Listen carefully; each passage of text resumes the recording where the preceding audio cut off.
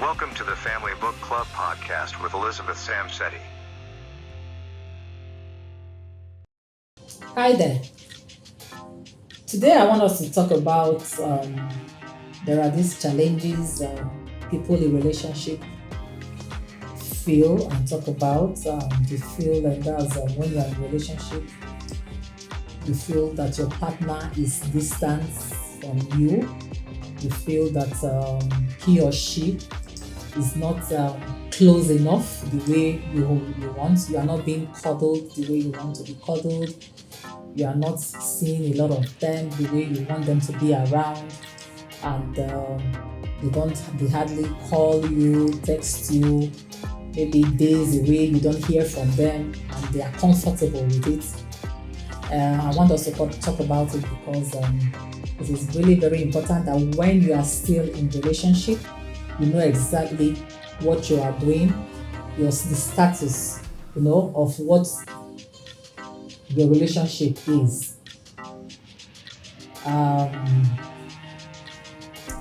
People feel they are not as happy as they want to be, okay, because of what they are getting or what they are not getting.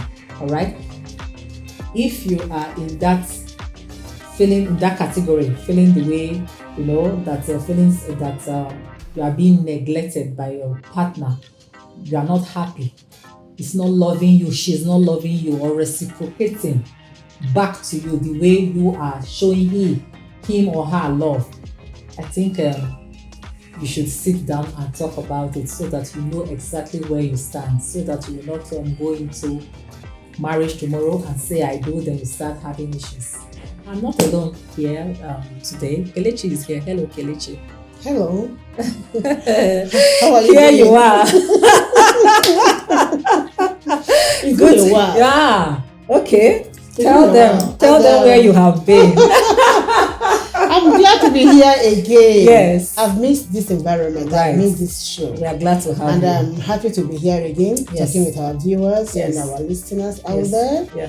And I believe it's been fun with Liz. I I've been believe trying. it's been fun, yes. So I've been putting out quite a lot of things out there for our benefits, to the Right. young, to the old, to the married, to the singles, to the kids. Right. Right. A lot of things she's been putting out there, and I believe you're benefiting from it. Just keep it I up. hope so. Keep it up. Keep it up. Keep it So, up. Keep it Kelechi, up. on our today's discussion, before I do, people in relationship, most especially young people in relationship, and when we talk relationship, we are talking about before, just those that are about to get married, those that should be like undergoing counseling, preparing to get married, and suddenly you just notice and decide, or he or she just notice and decide, notices that he doesn't get as much love that he ought to from her, or she's beginning to think that she doesn't get as much love. The way she wants to be loved, he's not loving her like that. What's your take on this topic? It's so beautiful that every Saturday people go down to the altar, they walk down the aisle, and when you hear I do, we escort them down there, we clap, we cheer them up, and afterwards they face the reality. Now, it's always good to get prepared before you go to that altar. Define what you want. What makes you happy? What are your expectations? What do you want to give? What do you want to receive? Right. Because it's a give And take. Yes. Absolutely. Today we have a lot of toxic relationships. A lot of marriages are so toxic that you want to advise somebody, shift. But I believe if we got it right from the days of friendship, when the relationship just started, it will help us to manage it better when we get in there. Okay. There are a lot of things to actually consider before you say I do. One of those things to consider, like I said, is what do you personally want? In a relationship which is going to last for 10 years, 20 years, 50 years, if the Lord keeps two of you alive, what do you expect? When you say what do you want, what do you expect? Meaning that you have a right as a man or as a woman to tell your partner this is how I like it. This is how I want to be loved. Yes. This is how I love attention. I want your attention. I want to feel your attention or your presence around me per time. Yeah. Is that I don't know if is that what because you mean? you cannot. It's not good to walk into a job, a business, a relationship without an expectation. Right. You should have a personal expectation. That expectation is what will lead you or guide you in that relationship. If you don't love yourself, yes, if do's and don'ts. If you don't love yourself, you don't expect somebody to love you. If you don't cherish your face, right, you don't expect me. If you don't cherish your face for me to start cherishing it for you. You don't notice when you are dark or when you are fair. Don't expect anybody to notice it. Or even if somebody does and tells you, oh, see, you might feel bad. So what are your expectations? In other words, it takes two to tango. It takes two to tango. Iron sharpeneth iron. Thank you.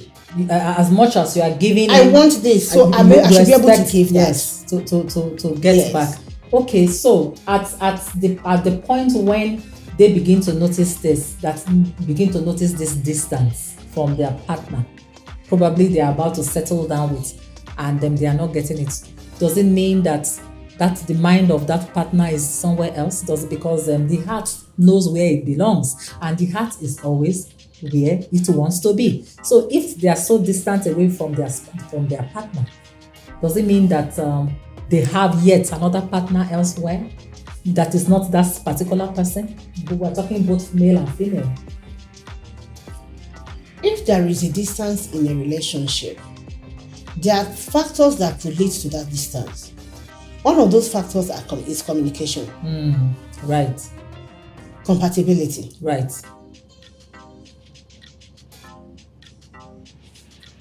There are people who love to talk.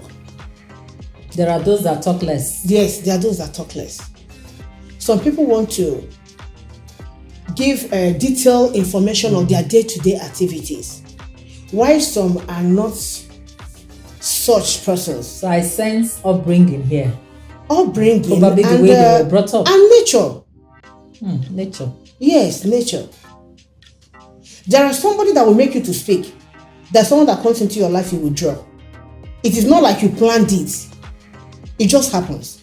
When I said upbringing, what I meant was that probably he grew up in a family where he grew up seeing his dad come back from work, and the mother welcomes him, and they chat, and they ask, how was your day? How did it go? And dad on the dining while he's having his dinner, they are chit-chatting. Exactly. He's telling her what went through, how his day went, what he encountered in the office, and he grew up knowing that that's how it should be. He will expect that when he gets married. Right. Yes. Or when he's about to get married. Yes. Then she, on the other hand, didn't grow up in such a family. Probably she was in a broken home. The dad wasn't, and the mom were separated. They didn't live together. Or the dad was this absent dad. They might even made together, but that cordial relationship wasn't there. Yeah. So when that was why I said probably upbringing. So it has a role to play in this. Not in all scenarios though. Yes, but okay. So when this is going on, for me, what decision, they are yet to be married, what decision should it take? Number one is communication. They should talk and talk. If they try to talk it over and it is not working, then they are not made to be together. Yes. Okay. You don't force it. Right. It has to flow. It has to flow. Yes. Okay. Then the other aspect I want us to look at is the area where they are already married, already in marriage, and they were doing okay while they were dating, and after marriage, 1 year, 2 years, and they are beginning to notice distance away from each other. So then at times also probably when the parenting sets in, when children start coming, and then the mother starts giving birth and nurturing her baby, and the man begins to feel a kind of Less attention is being should I given say to rejected him. or less attention, feel a little bit distant because the woman has to be on ground to take care nurture of the kids. the baby and all that. So how in the inside marriage, when they're already in marriage, how should this be handled? Still, the way to handle it is still communication, just like I said. There are some factors that could also lead to that distance. You just made mention of a child coming in. There are couples who are battling with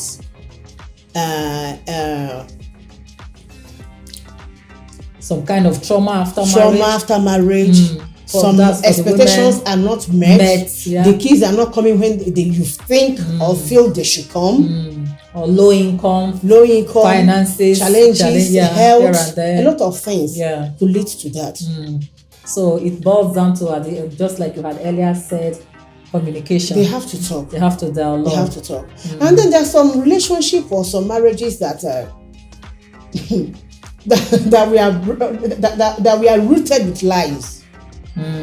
So when you begin to discover some things, wrong foundation. Thank you. Some lies, you begin to discover some things. Oh, this thing wasn't like this. She told me it was like this. This is like this, and she said it was like this. Or maybe a lot of things. Some of those issues they hid from their partner. Then after marriage, they begin to discover. Some of those things can be irritating. Yeah. And when you get irritated with your partner, you begin to distance yourself. Absolutely. You want to talk to somebody else instead of her. Or maybe you told her some stories about you, about your family, and then she turns back to mock you or spite you because of the stories. Right. And some of those things are things that could lead to distance in relationship. Yeah. Okay. So you've heard it all. It's very important that when you are in a relationship, you see, you define your relationship on time. Your do's and don'ts. Let your partner know, both the male and the female, so that you will not start getting on each other's nerves. And we have to learn to be considerate, mostly the married ones. All right, let's learn to consider each other. If he has been doing it, he's used to maybe once or twice he fails to do it, that doesn't mean that he does not love you anymore, does not care. Likewise, if she has been doing it and just once or twice, let's learn to consider each other and live and show understanding. My name is Elizabeth Samsedi. Welcome to the Family Book Club podcast with Elizabeth Samsedi.